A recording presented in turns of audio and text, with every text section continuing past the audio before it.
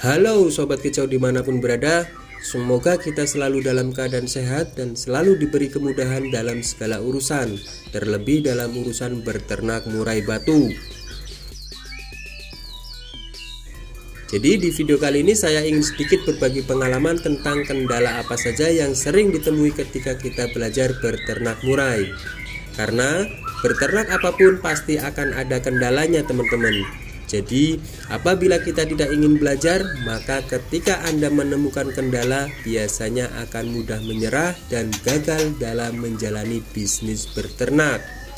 Nah, dari beberapa kendala ternak murai batu, yang pertama, jantan dan betina sudah terlihat jodoh tapi tak kunjung berkembang biak, alias nggak kunjung angkut sarang dan bertelur. Kendala ini sering kita temui pada peternak pemula yang memilih murai batu betina lepas trotol dengan proses penjodohan sendiri maupun murai batu pasangan yang dibeli dari peternak. Ada beberapa penyebab murai betina tak kunjung angkut sarang dan berkembang biak. Jadi kalau murai batu betina tersebut adalah lepas trotol, kemungkinan besar betina tersebut belum siap untuk dikawinkan. Namun jika hal ini terjadi pada murai betina yang sudah mapan, biasanya kondisi ini disebabkan karena si jantan terlalu galak, atau bisa juga sebaliknya. Atau mungkin sekitar kandang ternak yang terlalu ramai juga bisa mempengaruhi teman-teman.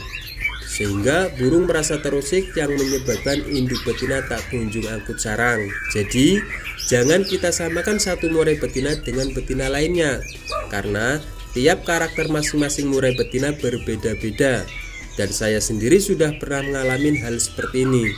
Saat induk betina pertama normal-normal saja setelah jodoh mau angkut sarang dan bertelur. Akan tetapi ketika betina pertama diganti dengan betina kedua, karena betina yang pertama mabung, sampai 5 bulan tidak ada tanda-tanda mau angkut sarang teman-teman. Jadi saran saya, jika Anda mengalami kendala seperti ini, maka ada dua opsi yang bisa saya sarankan. Yang pertama, pindahkan ke kandang yang lebih besar. Atau opsi yang kedua, coba ganti murai jantannya. Tapi jika Anda nggak mau ngambil resiko dari dua opsi tadi seperti yang dulu saya lakukan, ya berarti biarin aja nggak apa-apa. Dalam artian kandang dan berjantannya tak usah diganti. Berikan aja pakan yang cukup, toh kalau memang dasaran sudah waktunya nanti juga berkembang biak kok. Cuma mungkin agak lama teman-teman. Nah, kendala yang sering ditemui para peternak murai yang kedua, calon indukan sudah kepantau jodoh sampai angkut sarang kemudian bertelur. Tapi ditunggu sampai 14 hari ternyata telurnya tidak menetas alias zong. Kendala ini biasanya terjadi karena murai betina terkadang masih takut sama jantannya. Bisa juga disebabkan karena murai jantannya belum pandai merayu dan mengawin pasangannya. Ya, alhasil meskipun induk betina membuat sarang 1-5 kali pun, tetap saja yang dihasilkan adalah telur zong, nggak akan menetas teman-teman. Saya pernah temukan hal ini pada murai jantan yang lepas trotol.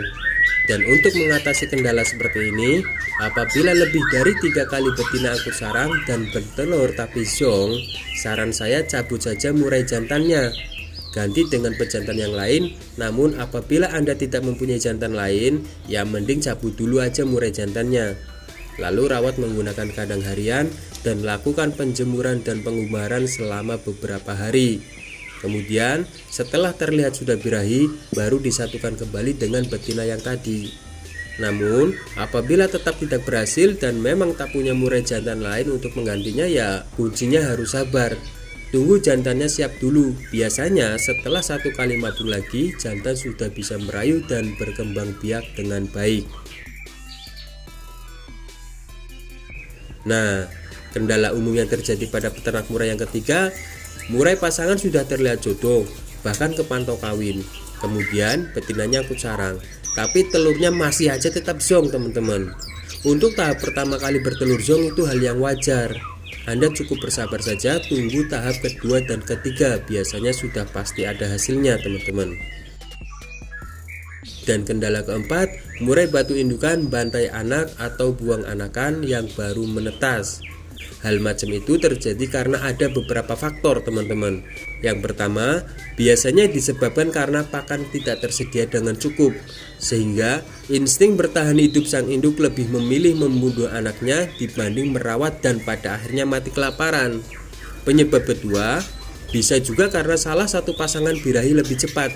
Jadi sang induk ingin produksi ke periode selanjutnya dengan rentan waktu yang begitu singkat, sehingga membuang atau membantai anaknya adalah keputusan yang menurutnya tepat. Dan saya juga sering ngalamin masalah seperti ini sampai sekarang teman-teman. Sedangkan untuk cara mengatasinya, usahakan saat indukan dalam masa pengeraman H-3 sebelum menetas, yaitu sekitar 11 hari masa pengeraman, stok pakan di dalam kandang ternak harus lebih dari cukup, seperti ketersediaan jangkrik, kroto, ulet Hongkong, cacing, dan lain-lain. Akan tetapi, terkadang memang ada juga murai jantan dan betina yang memiliki karakter membantai anak. Jadi, meskipun ketersediaan pakan di dalam kandang cukup dan tidak over birahi, namun tetap saja membuang atau memakan anaknya sendiri. Kalau untuk kasus indukan seperti ini, saya sarankan panen telur adalah solusi yang terbaik. Lakukan penetasan menggunakan inkubator saja teman-teman. Dan Anda nggak perlu mengeluarkan duit untuk membeli inkubator, karena kita bisa membuat inkubator sendiri, cukup dengan menggunakan kardus bekas. Adapun bahan-bahan yang dibutuhkan sampai cara membuat inkubator menggunakan kardus sudah saya share di video sebelumnya. Oke, lanjut teman-teman. Dan kendala induk murai buang telur, buang anakan, atau makan telur, atau bisa juga makan anakan, itu terjadi karena efek terganggu. Akan tetapi, apabila dengan keadaan normal kasus ini masih tetap saja terjadi, berarti indukan kurang asupan kalsium, sehingga makan telur adalah cara indukan memenuhi kebutuhan kalsiumnya. Kasus ini bisa juga terjadi karena anakan murai kurang fit, dan kadang beberapa bisa cacat, yang disebabkan kondisi indukan yang sudah mendekati masa mabung dan kekurangan kalsium. Saya juga punya murai indukan seperti ini dan saya rawat sampai sekarang teman-teman. Jadi di awal produksi anaknya semua normal. Namun produksi ke-9 mulai ada kendala, anaknya tidak bisa nangkring dan kakinya cacat. Jumlah telur indukan pun berkurang, dari biasanya 4 jadi cuma 2. Tak beberapa lama kemudian indukan betinanya mabung. Nah, mungkin itu saja pembahasan beberapa kendala dalam beternak murai batu dan cara mengatasinya yang bisa saya bagikan. Kurang lebihnya mohon maaf buat para suhu-suhu yang menonton video ini, karena saya juga masih perlu belajar banyak. Jadi masih banyak kekurangan dalam menjelaskan dan memberikan solusi. Karena dulu di awal saya memulai berternak murai tanpa pembimbing, dan biasanya kalaupun kita meminta solusi seputar masalah berternak kepada peternak senior, itu banyak yang ditutup-tutupin. Jarang sekali peternak senior yang mau berbagi ilmu secara keseluruhan. Karena tak jarang para peternak senior justru menganggap kita sebagai peternak pemula adalah pesaingnya. Akan tetapi, dengan cara sharing lewat video seperti ini, semoga kita bisa sama-sama belajar demi tercapainya kesuksesan bersama dalam menggeluti usaha berternak murai. Dan semoga semua ilmu yang sudah saya bagikan terhitung amal jariah. Amin ya robbal alamin. Seperti yang Pak Ustadz sampaikan, iza matal insanu qata'a amaluhu illa min salasatin, min shadaqatin jariyah wa ilmi yuntafa'ahu bihi wa walidin sholihin yad'u lahu.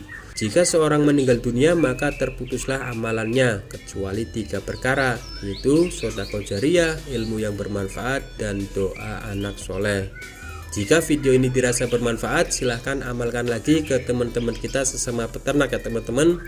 Karena sebaik-baiknya manusia adalah orang yang bisa bermanfaat untuk orang lain. Khairun nas anfa'uhum linnas. Oke, semoga bermanfaat. Salam sehat dan sukses selalu teman-teman.